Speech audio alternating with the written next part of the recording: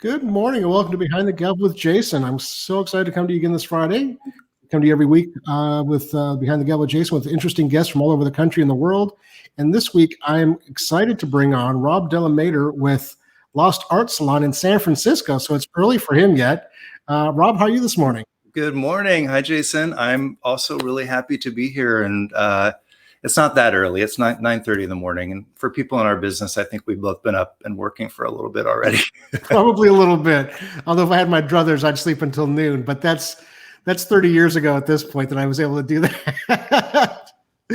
For those of you who don't know who Rob Delamater is in Lost Art Salon, they do a really interesting thing. They started this in 2003 in their living rooms. Him and a good friend of his, Guyton, started this in their living rooms in 2003. In 2005, they opened up their gallery in San Francisco. Currently, they have over 5,000 pieces of artwork of what are considered lost artists or artists who, for some reason, have fallen through the cracks of history, which I think is really fascinating. I came across Rob and his company and his Instagram feed a couple of years ago when we sold the Lavoski estate of art because I found that the hashtag Lavoski, his art salon his gallery had used that because they had a piece or two at one point. And I was just really interested by his gallery, his Instagram page. And so I just started following him, and I thought he'd be an interesting guest. So Rob, why don't you tell us a little bit more about how you got into this field, how you decided to open up a gallery, and then we'll talk a little bit more about the details of that going forward. But what got you interested in it? How did it get started? Well, I came from the world of interior design. I was working for a regional boutique hotel company in the San Francisco Bay Area, and we were doing lots of historic hotels and hotels that had narratives and themes to them. And in my process of working on the design with the design teams we would hire for each project, one of the toughest parts was always finding affordable, original period artwork to finish the public spaces. We don't generally want to have reproductions in the lobbies and the suites and all those special spaces. And it was always so challenging, and especially to find affordable pieces. I knew where to go, where I could buy, $10,000 and up, but where were those affordable artists? And that was sort of the seed for starting this business idea, wondering where are the artists who are the lesser known, the lost artists, so to speak. And I started to chat with my best friend, someone I knew from college who was in the internet world, working for a search engine company. And we started to brainstorm about what would that look like to start to collect artists like that? How would we find them? And this led us on a couple year journey where initially we were buying pieces one at a time at flea markets, at auction, at estate sales, and doing some work on them to make them presentation ready, doing whatever research we could do to provide history, story, and background to the pieces.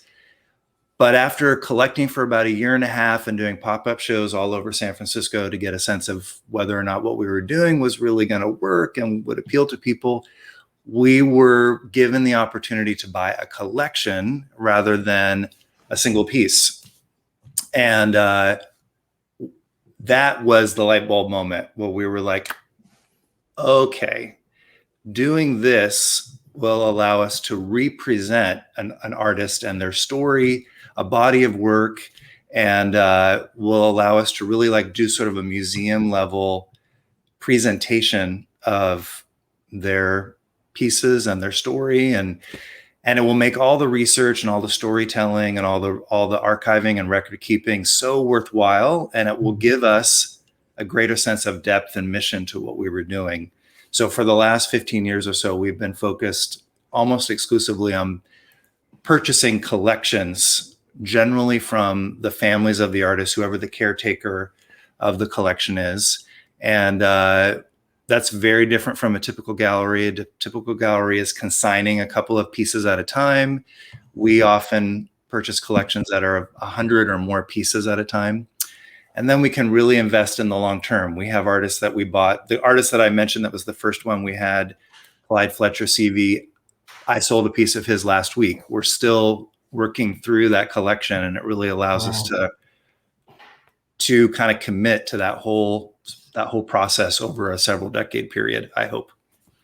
That's really fascinating. I want to thank Stacy and others for watching. If you're watching, have questions for Rob or myself, please post them or comments below. We'd love to interact with you while we're doing this.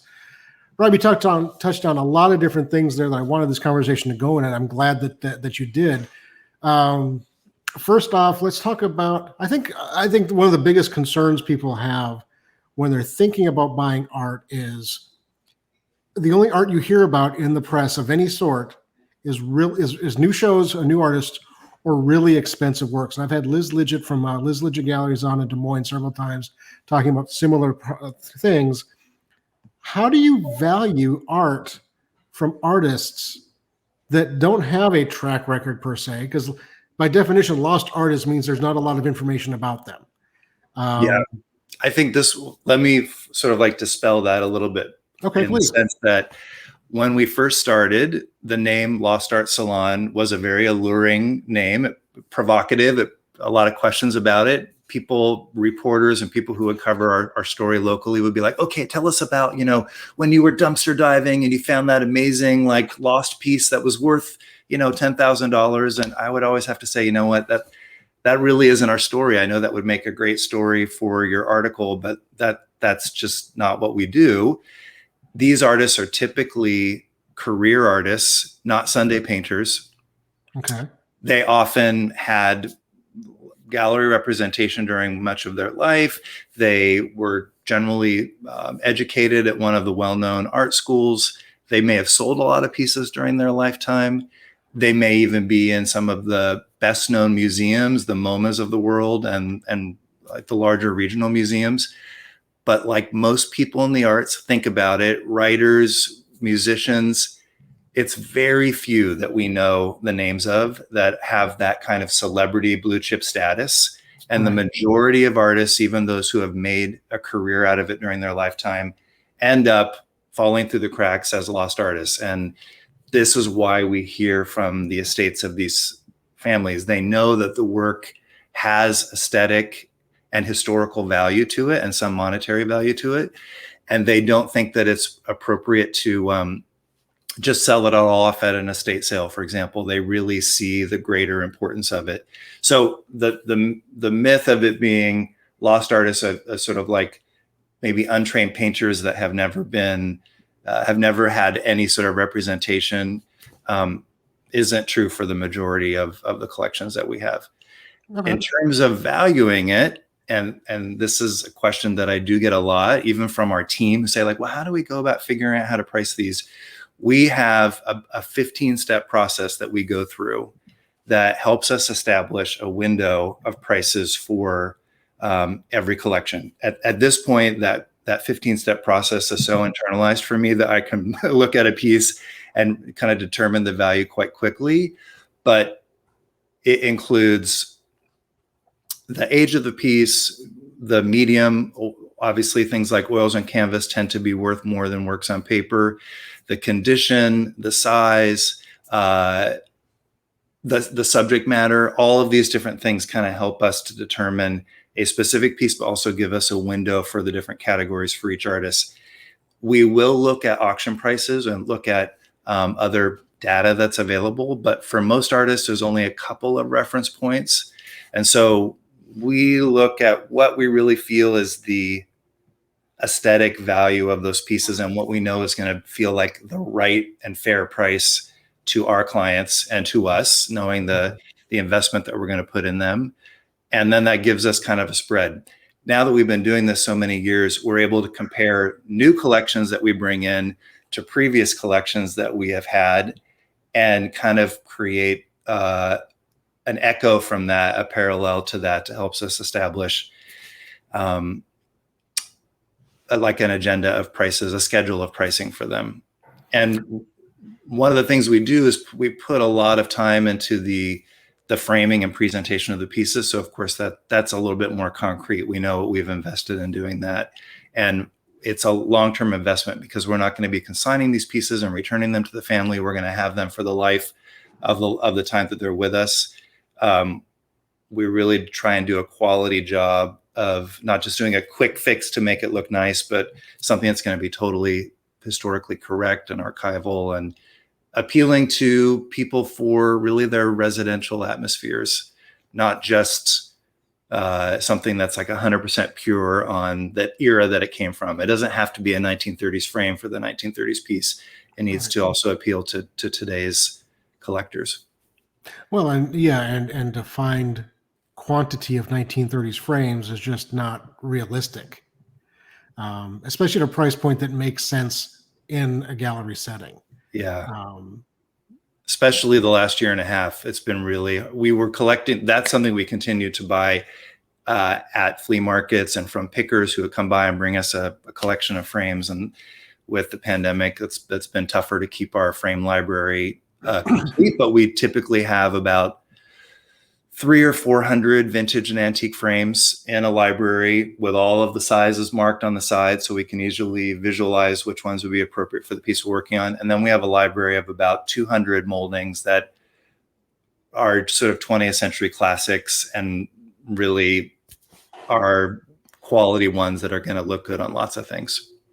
so do you run a frame shop as well, or is it just for in-house framing, or do you frame for other people? We have bootstrapped this thing from the beginning. You mentioned like we started it in our living rooms at the time. My friend Gaetan and I were neighbors. He was living upstairs. I was living downstairs in a Victorian in San Francisco. And we were framing in our living rooms, photographing the pieces on a ladder in our backyards, in our shared backyard, I should say. And we knew that having the pieces be ready to hang and have a complete presentation to them was, I shouldn't say that we knew. That was what our resources let us do. We were like, well, we can't really afford to have an outside framer do this. If we do, we won't be able to price it at what we think will be a compelling price. So we started to frame things in our living rooms. And when we finally, 2 years later, moved into a gallery space, we set up a little frame shop in there, and we figured out how to do each thing along the way. We have a shipping department. We were the shipping department for a long time, and the framing department, and the head sales folks. But now we have a full shipping department that's its own suite. We have 3 full-time framers. We have 2.5 full-time shippers. And it's one of the things that I just am so grateful that we had to figure that out from the beginning and realize that we should be the ones that were doing the framing and have that all in-house. It really, it was one of our sort of like unforeseen little magic moments for how I think we set ourselves up for success. Well, and by experiencing every aspect of it, you can answer any question about it, right? When somebody comes in, you're talking to them about a painting that they may not like the frame that's hanging on, but you can say, we have these other options. We know how to do that. We've been doing that for 15 years now, about 15 years now. And we know exactly how to frame it to make sure it's right. Like you talked about archival information, being archivally intelligent is such a powerful thing, an intelligent and smart thing that just helps the artwork long term. So you talked about, you started buying 1 or 2 pieces here or there. Then you started buying artists' estates and collections. Yeah. Let's start with, how do you find those estates, those collections? Do you market for them, or do people find you because you've been doing it for a while? Or I forgot the first one, and you had that aha moment of, we have inventory now. It's much easier to write 1 check for 100 pieces as opposed to writing 100 checks for 100 pieces. How did you know that end of the business? Initially, it was dealers recognizing what we were doing, that we were meeting at some of the large flea markets that happen in the Bay Area, but this is going back, many, many, many years ago. Then it started to be museums and art associations who were being contacted about collections by the families of the artists. Maybe they were going to take 1 piece for the museum collection, and then the families were saying, well, what do we do with the rest? This is a lifetime. This is 70 years of work. We have an entire studio that we want to place out into the world. What do we do? So places like the Oakland Museum, the Carmel Art Association, we're fortunate in the Bay Area. This has been a magnet for artists, and there's been also the buyers for artwork for 150 years now. So there have been a lot of artists and collections in the Bay Area. We don't exclusively buy Bay Area collections, but that's how we got started. So now it's really it's running on its own wind now. We hear from maybe 3 or 4 collections a week at this point, and we purchase maybe 12 to 18 a year. So it's a small number relative to the collections that we hear from. So at this point, we don't have to do any outreach. We're really responding to the families and finding out if what we do really aligns with their mission. And that's really everything. It is a long process. I would say that it's typically a year, and not uncommonly 2 years before that group of pieces comes into the salon. It's a very personal process, and there's a lot of things that we need to make sure are in alignment before we move forward and make a purchase. And it's not just because we're being careful. It's often the families of the artists really, really want to know that they're doing the right thing, and they will take their time and talk to a lot of people in the industry and look at all their options before they feel like we're a good match. Interesting. I just want to say, Joseph Cavallero, thanks for watching. I've been following the Lost Art Salon on Instagram for a long time now. Discovered them while the process of building my own personal collection. Thank you for the wonderful resource and inspiration you give to collectors like me. That's awesome. Hi, Joseph. I have to say that still, after 17, 18 years of doing this, makes me feel so good to have people say that. I don't know if you're like me, Jason, but when you're an entrepreneur, you live for each day's positive feedback because you care so much about what you're doing that those kinds of comments are really meaningful. Thank you, Joseph. And oftentimes you don't get that positive feedback on a daily basis. So absolutely understand. It is, I love what I do. And there are days of like, why don't I just work at Costco, for God's sakes? Because it's always a challenge. So you're talking about, there's a couple of things there that was really interesting to me. So you said it takes a year up to 2 years from the time. Now you exclusively purchase these estates, correct? You don't do anything on consignment. Right. It's 100% purchase. So it's reaching that agreement. Right. Mm-hmm. And then you do the process. So from the time you've written that check till the time you start selling them can be 2 years. Oh, I was going to say it could be 2 years until we write that check. Oh, it's typically another year before the pieces actually end up out for sale in the salon. And that's because each piece gets archived, put into a museum style database. Of course, we need to generally unframe lots of the pieces because they were typically not framed archivally or were cheaply framed. Mm-hmm. That's just because artists typically didn't have a lot of resources for doing really brand framing for their pieces. And we need to write the full biography often for the first time and kind of create a positioning for that collection. And it's about a year before the first pieces will come out of our vaults and out into kind of we'll do sort of a debut of them, debut the story, debut the first 20 pieces. But to your comment about how long it takes, it's because we'll often hear from families maybe very shortly after the artist has died. And just to be really transparent with you, they kind of need to go through their grieving process, their discovery process. Like I said, talk to various museums, talk to people, other families that have worked with us. The person who takes on the legacy of their family, of their family member in terms of their art career, generally takes it really seriously, and they're also nervous about doing the right thing. So that's why it can take a long time. We'll make many visits. The work can be spread out like all over the place. Oh, well, half of it's up in the studio in Northern California. And oh gosh, the first 30 years of work, that's in a storage unit that's over in Sacramento. We'll have to drive over there. And my sister has half of it also, and that's down in Southern California.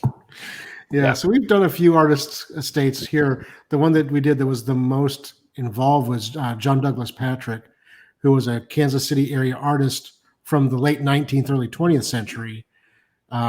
Is most well known for a huge painting he did called Brutality that hangs at the Nelson on permanent display. Nelson Atkins Art Museum here in Kansas City.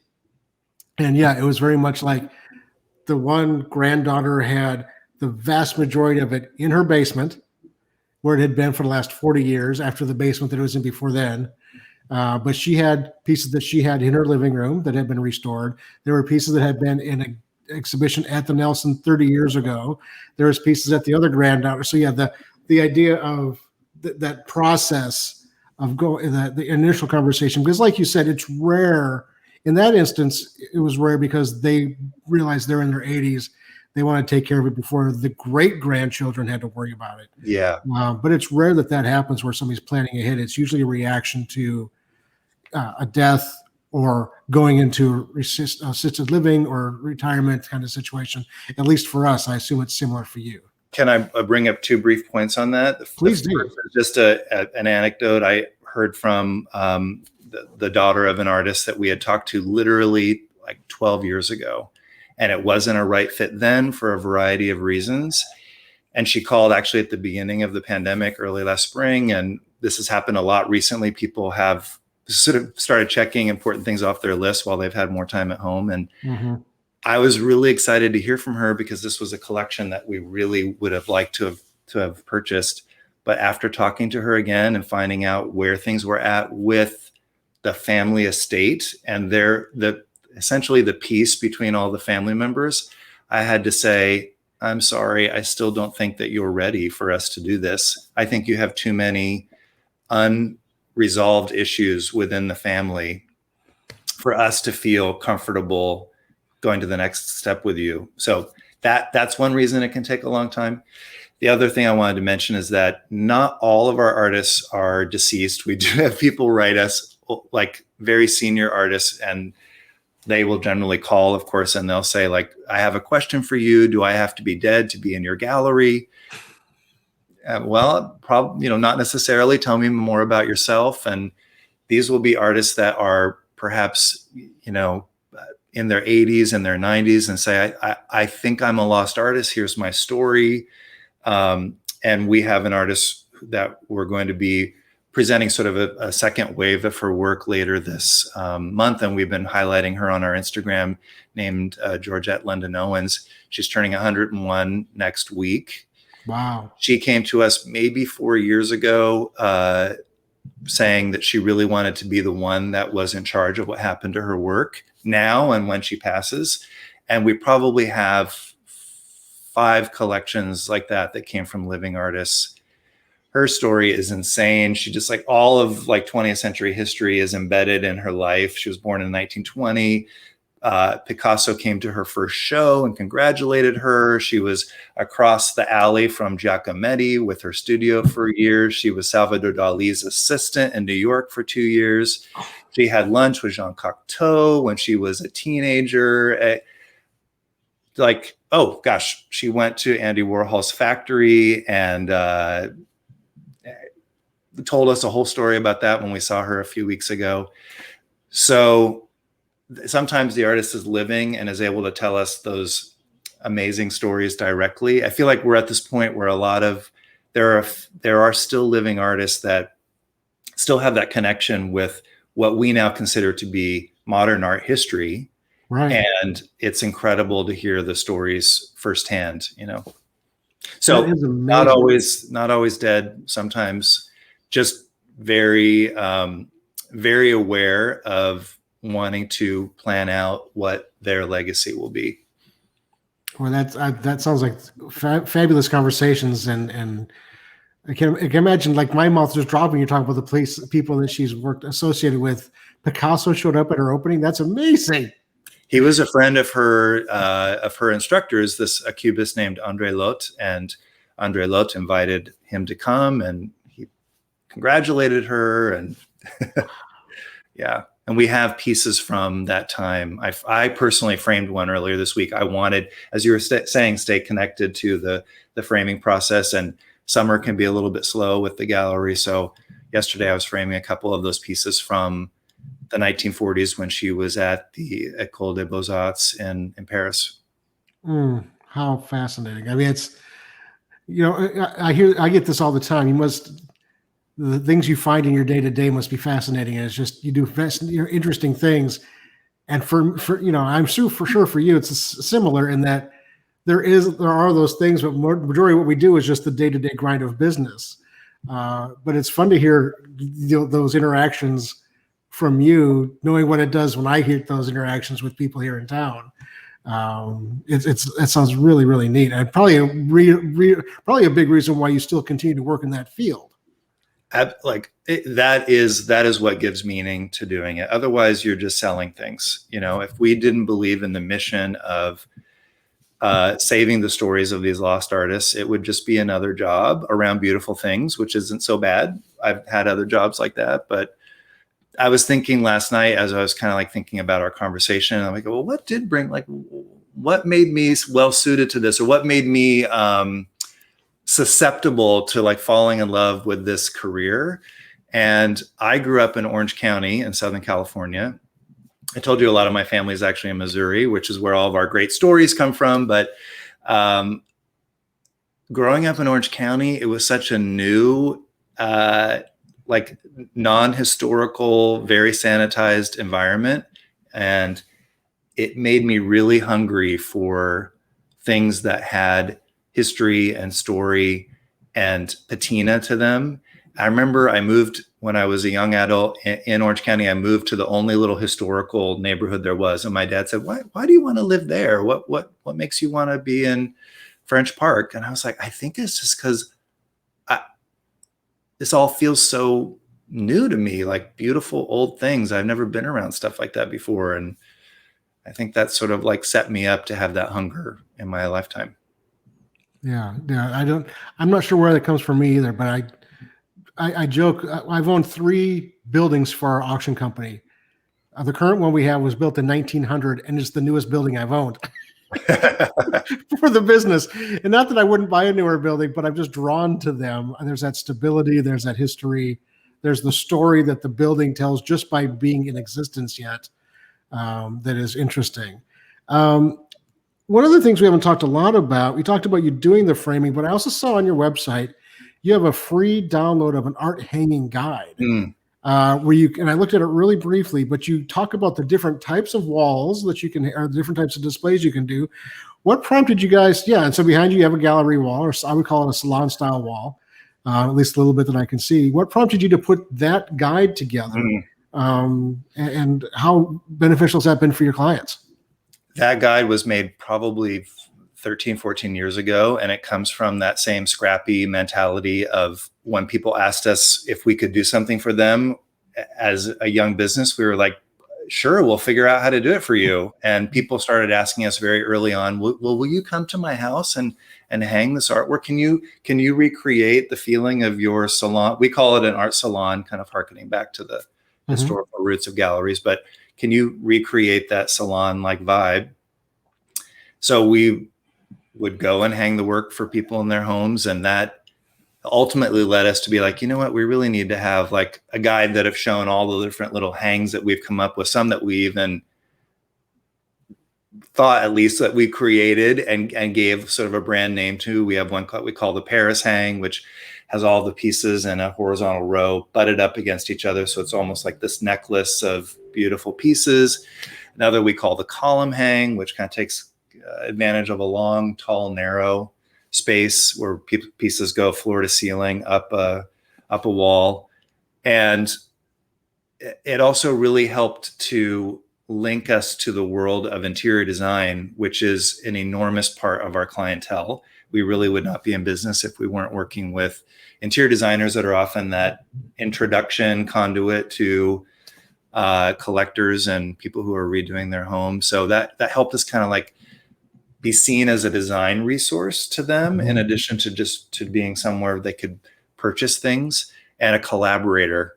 So being that kind of like jack of all trades a little bit is our DNA. And that kind of helped to concretize some of our expertise that after 3 or 4 years of hanging pieces, we believed we had to share. I think it's a great resource. And for us, we sell a couple thousand pieces of artwork a year.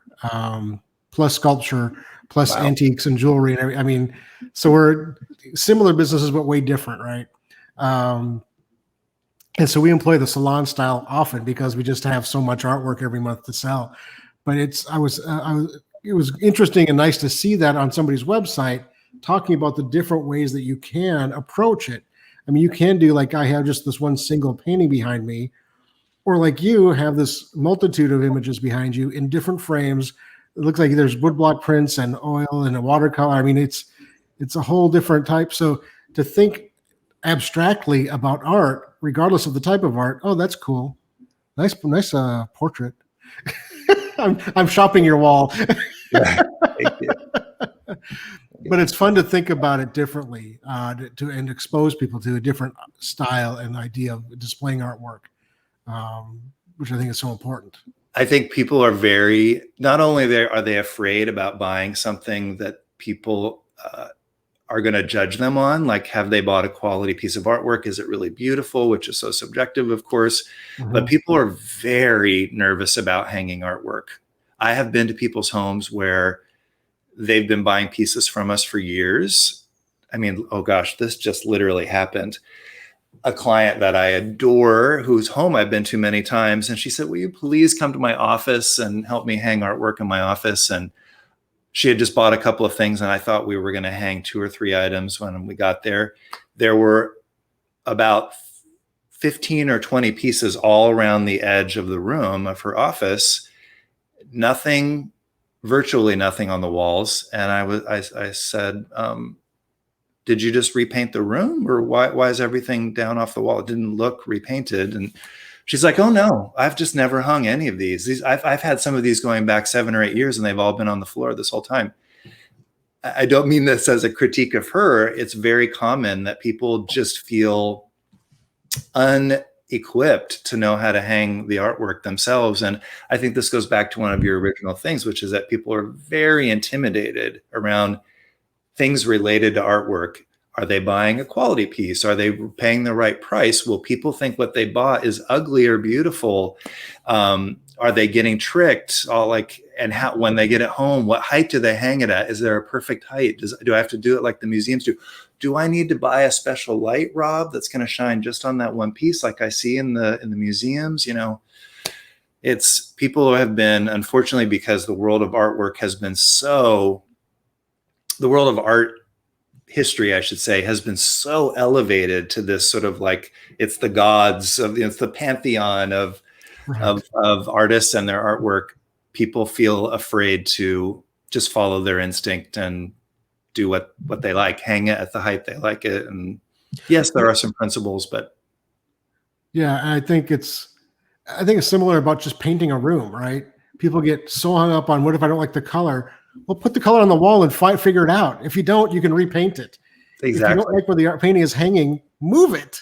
But hang it. No, I've seen and heard that going to estates where they have things like just in closets because they didn't want to hang them or didn't know how to hang them. It's just, it's. I don't want to say it's sad, but it's disappointing. Like you had these beautiful things, and they're fine on the wall, stacked against the wall, but where they shine is hanging on the wall. I think it's the same thing with like China. I have to say, like when people have beautiful utilitarian items and like, oh, do you ever use that? Oh, no. That just stays, in the China cabinet. I can understand there could be reasons for that are totally legitimate, but I'm like, oh gosh, use the beautiful stuff as often as you can, to me.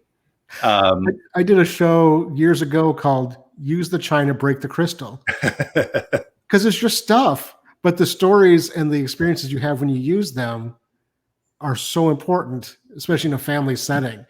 That's a great tie-in, though, to just enjoy it for what it is, and not get wrapped up in the story necessarily or the value.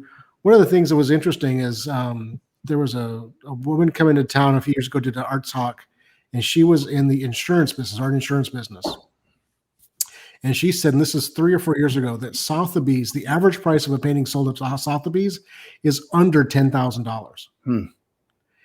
And she said that to tell people that, and to explain to people that, yes, they sell 7, 8, 9 figure deals, but the majority of what is there, even at the highest levels, is still very affordable. And at the level that I'm at, and I assume that you're at, you can buy wonderful pieces for hundreds, if not low thousands of dollars, and not have to feel like you're risking your retirement or risking a lot of money. When you consider going to IKEA, it's a couple $100 for a poster that's framed.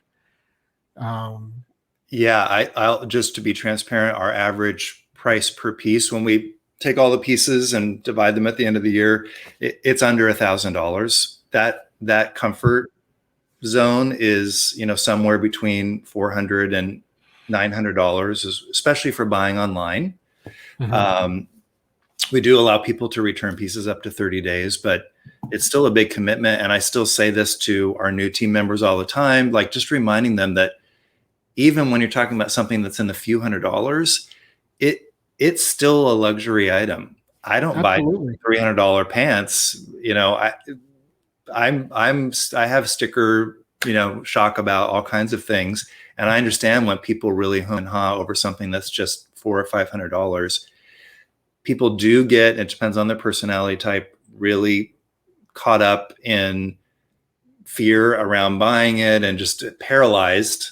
Is this the right piece? Is it the right color blue for my place? Like, will it go with the other things I have? And I wanted to say this to your followers and your viewers, which is I always tell people, and I really, truly believe this is a sales tactic. It's really a connecting person to person with someone, is just to reassure them that if they follow their aesthetic, if they follow their taste, I can guarantee them that everything they buy will look like it's part of a collection. It will look like it belongs to them.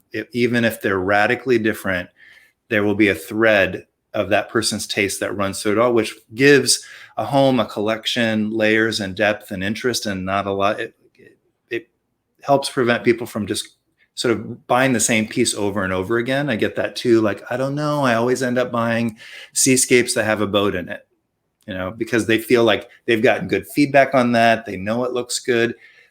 And then they're afraid to branch out into something else. And I just really encourage them and say, like, if you love it, I know that when you get it home, you will see how it relates to all the other pieces that you have, because your taste will be the echo, the whisper that goes through the whole thing. That's so true. We see that in estates all the time. That, especially somebody who's been living in one place for any length of time, let's say more than 15 years, that even the most disparate things fit perfectly in that conversation. And I think that I've always reminded this line that Frasier used. Remember the TV show Frasier? When his dad was moving into the apartment for the first time, and it's the Eames chair, and it's the African sculpture, and it's the. And he says, "It looks like, what is all?" Is he, well, and Frasier basically said something along the lines of, "It doesn't have to match, because good things stand on their own." And the other implication there was, it all matches because it's mine. And that's every estate we work with that has a collecting tendency in it.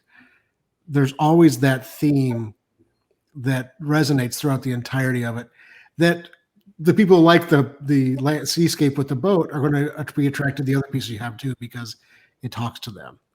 It sometimes happens in the reverse for me. I'll be working with an interior designer. I'll see them select maybe a dozen pieces, and I'll be like, wow, where are they going with this? Like, I don't really see how this, and then I'll deliver them to the location, and then I'll be like, oh, I totally get it now, how this all works together. You know, if you just take everything in isolation and don't think about that person's home, their aesthetic, et cetera, things can seem mysterious. But I've just been corrected so many times when I've brought the pieces and been like, oh, I really was not considering everything else you were considering. And now I understand how this environment is going to all work. So and I was kind of getting to wrap up, but that's interesting that you talked about that, and hopefully have a few more minutes. We've been going for about 40 now, which is awesome. You work with a lot of designers and interior decorators, and you said you came from that field yourself. How important is it for the patron, the collector, the purchaser, what's your ratio of people who buy for themselves or who need that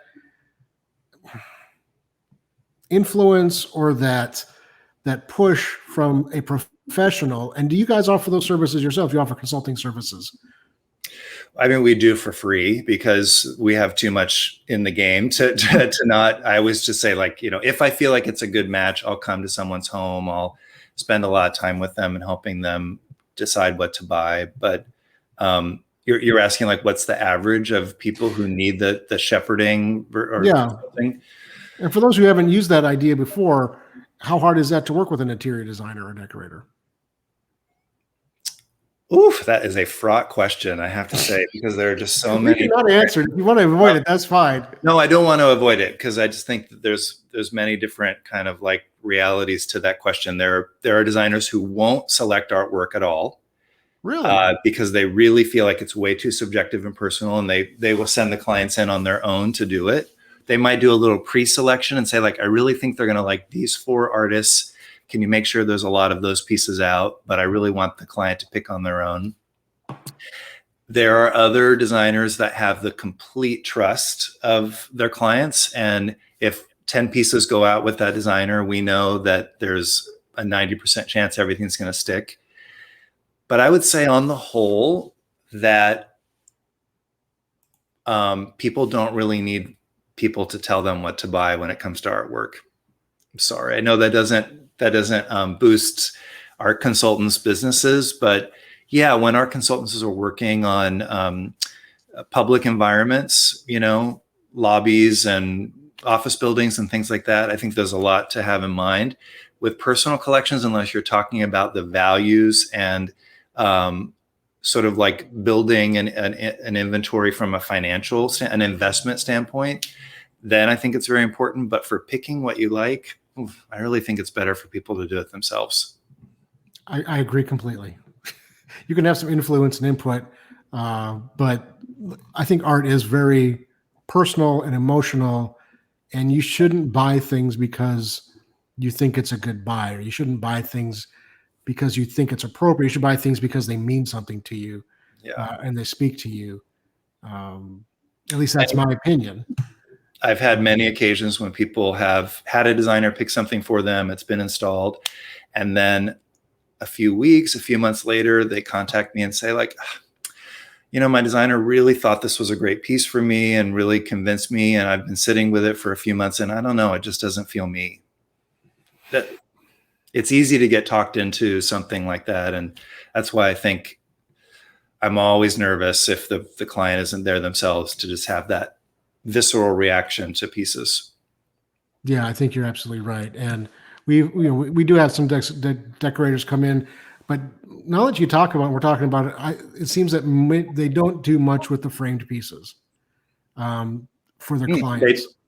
They don't often purchase them, you're saying? Right. They're looking more for the furnishings and the accessories, but the artwork itself, they might tell their client to look at it, but they're not buying that to place necessarily. They're looking at the things go around the artwork. So it's interesting that you work with a lot of interior decorators, but the final say so is really the client and the customer for their own homes. And I know that's what the designers want too. They just are trying to provide the service to get the client what they want and have their project be complete. But yeah. Well, very good, Rob. Let's thank you for joining us today. For those of you watching, thank you for the comments and watching Behind the Gavel with Jason. We do this every Friday morning. Do this for my company, KCAuctionCompany.com. If you have questions for me about how we can help you with selling or buying art and things like that, you can always reach out to us at info@KCAuctionCompany.com or give us a call at 816-283-3633. And of course, our website, KCAuctionCompany.com.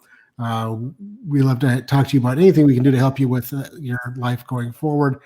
Rob, thank you so much for joining me today. I had a great time with our conversation. We talked about a lot of things. Anytime. Hopefully we can do it again sometime. Thank you, Jason. Thank you so much. Bye, Have everyone. a great weekend.